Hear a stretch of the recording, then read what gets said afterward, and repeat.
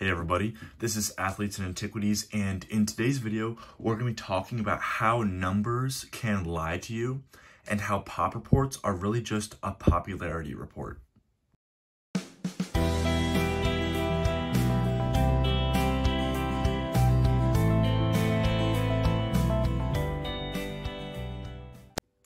So I just thought I'd make a quick video about this while it was on my mind, but when I say numbers lie to you, it's the number itself doesn't lie. That like a number can't lie. If there's 10 of something out there, there is 10. That's an objective statement.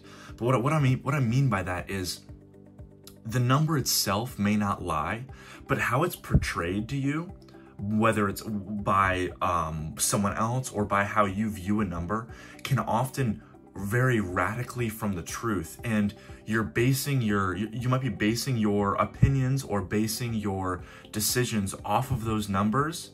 But just because you're basing it off of numbers doesn't mean that what you're doing is objectively the right thing to do. And you can, and I do the same thing. You can very often be misled by looking at a number and trying to think too deeply into it. So when I say PSA Pop reports are popularity reports, it's really all it is. A PSA Pop report it's just data points. It's just how many of a card people have submitted. And while sometimes that does correlate to the availability of that item, like if there's only 100 of something in the pop report that everybody wants and it's been around for 30 years, it may very well be just a very rare item. And those items do kind of emerge on their own. And the older you get and the more popular you get, the more easy that is to see. You know, like with something like the Illustrator, it sells for such a premium and there's so few of them. It's very clear there's not just some stash of 100 of them somewhere. Because if somebody had that, that would have come onto the market by now. Unless they've been trickling them on like one a year or something, but that's a very extreme situation. Like with something that's extremely popular and also, you know, extremely desirable, but also extremely rare, at least in terms of the pop report, you can more safely assume that that is a rare item. If there's 10 of something that's 30 years old and everyone's clamoring for it, there's probably not very many. But when you get into more modern stuff that's been released recently, or you get into stuff that just hasn't had a lot of demand previously, you really don't know what's out there because there wasn't as much incentive for that item to be created in the first place. So yeah, they don't inherently tell us the story. The story that we're making, we're applying onto the data points I talked about previously. You know, if there's 4 of a card, we're applying a story onto that data point to explain why there's only 4. And oftentimes the story we assign to that item can be very wrong. So for example, I'm going to talk about Pokemon V-Star Universe. So it's not the most recent set. There's been a lot of Scarlet and Violet sets recently, but I just want to talk about V-Star Universe because now it's a few months old. We've had some time to really digest it. You know, the pop report is slowly fleshing out. There's still thousands being graded every month, but it's more stable than it was before. We can there are trends emerging in that, and it's been a long enough time that we can start to actually put value in those trends. I'm going to show you an example of how numbers can lie. And if you are very involved in this hobby, you'll be able to, this is a very obvious situation, but this is more just an example of how someone that doesn't know better can be tricked by numbers. So in V-Star Universe, the biggest chase card, the Arceus V-Star number 262. At the time of this video, emphasis on that, if you're watching it down the line, it might be radically different. At the time of making this video, there is 3,297 graded examples in the pop report of the Arceus V-Star Universe. But that is more than every character rare in the set. Even the Mew 183, my favorite card from the set, it's close, but there's still, at the time of this video, there's more Arceus V-Stars than every single character rare, or whatever it's called, like art rare, whatever this one is. I think it's art rare because it says AR at the bottom. But so without context, one might assume that there is more Arceus V-Stars out there than there are the Mew because there's more in the pop report. But what you really have to account for is the popularity. Even though some cards like the Mew are very popular, The Arceus V-Star is so desirable that as soon as people get it, they are far more likely to grade that item. So even though that item appears to have a very high population, that doesn't mean that it is rare by any means. And that might be obvious for you and I because we were involved in the hobby. We understand that, oh, the V-Star is rare. Like, that's just how it is. But going back to older sets that you might not be as familiar with, it could get a little bit hazy. Like, one example is like the Gold Stars. The Gold Stars, in most of the EX era sets, there are more Gold Stars graded than like any holo. But Gold Stars are exorbitantly rarer. It just might not reflect that in the pop report because for years, there was nothing valuable in the EX era except for those Gold Stars. And that's what brings me, I want to talk about the EX era for a bit because the EX era has a great example of this that can, even myself included, were swept up in this false narrative about EX era. And that false narrative was about the level of rarity of these cards.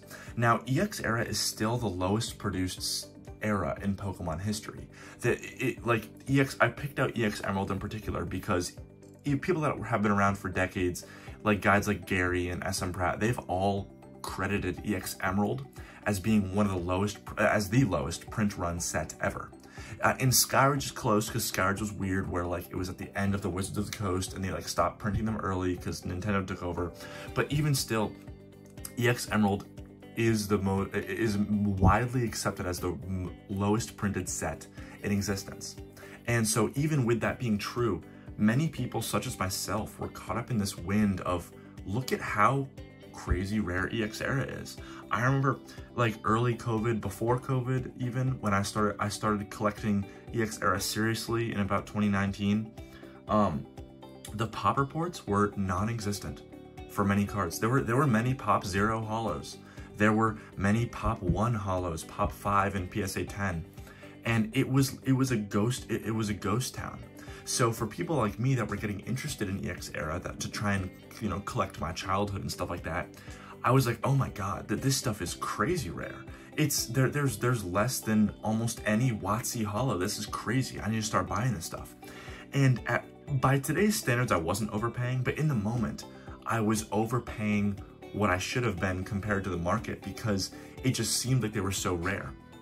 But that was because nobody wanted them. And that's kind of the whole point of this video. The PSA Pop reports are a popularity contest. If nobody wants them, no one's gonna grade them. And if no one grades them, they might seem much rarer than they are. Like I said, many of those EX era holos, I'll put up on screen the pop report of this Milotic. This Milotic's pop report is crazy low, but it's because not many people care about EX era, but it's much higher than it was before. It's much more fleshed out. So like, because at the time, there was no value in these items, which is another important thing. Resellers didn't want to touch EX era because if you buy a holo for $5 in near mint condition, get a 9, spend $10 grading it, the most you're selling it for is 20 bucks. Great, a $5 profit, after you account for eBay fees and shipping, you're losing money. So a $20 PSA 9, there is no profit margin there, so no one wanted to grade them. So these pop reports stayed super small. It was only until I noticed it during COVID when people got priced out of WotC. Many people went to EX era, and now EX era started booming. But the prices increased faster than they should have been. Let's say that there was a card in a PSA 10, Pop 10. All of a sudden, people are like, oh, you know what? I kind of want to collect EX era. There's only 10 of them. They get bought out super quickly. These prices skyrocket because there's no availability of the graded card. And people misconstrued that by thinking, oh, there must be no availability for this card anywhere. Because if there was, people would have graded them. But before that, wouldn't have made sense. So there was nothing graded. All the supply vanished, so prices rose. And then everyone was like, oh wait, I've got tons of this stuff. I'm gonna submit it all. And then the populations exploded. I remember during COVID, the population of the entire EX era set, not just any card, the entire EX era set was sub 5,000 cards. 5,000 cards for the entire set. That is insanely small. There are sets that have released 3 months ago that have one card with a higher pop than that. 5,000 for all of EX Emerald. And I'll put on screen what it's at now. It's still small, but it's much bigger because everyone said, oh wait, these prices are crazy. I have a bunch of this stuff, I'll submit it. And all this supply got brought out into the woodwork, and all of a sudden, EX Era didn't seem that rare anymore. It's still rare by comparison, don't get me wrong. It is still a very hard to come by set, but it's much more common than people think. This stuff was on shelves, people. There will never be a set card that I think will be truly rare. Any set card, I would be shocked if there's not one on eBay at any point. It might be overpriced. It might not be the condition you want, but that card is available. And that's an important thing to notice. When you're looking at these PSA Pops, look at why that PSA Pop is the way it is. If that pop is small, is it small because the stuff just isn't there?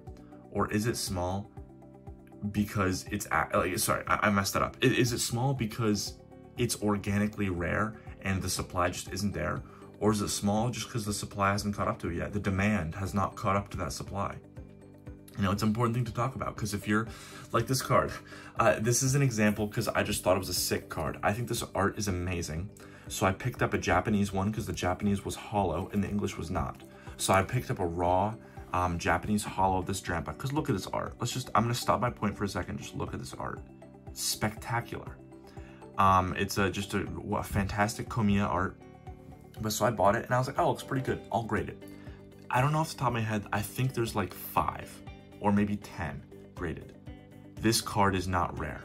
If all of a sudden people were like, oh my God, I want that card, and there's only 10 out there, I guarantee the price will go crazy. And then everyone's like, wait a minute, this is just a bulk hollow. This is worth pennies.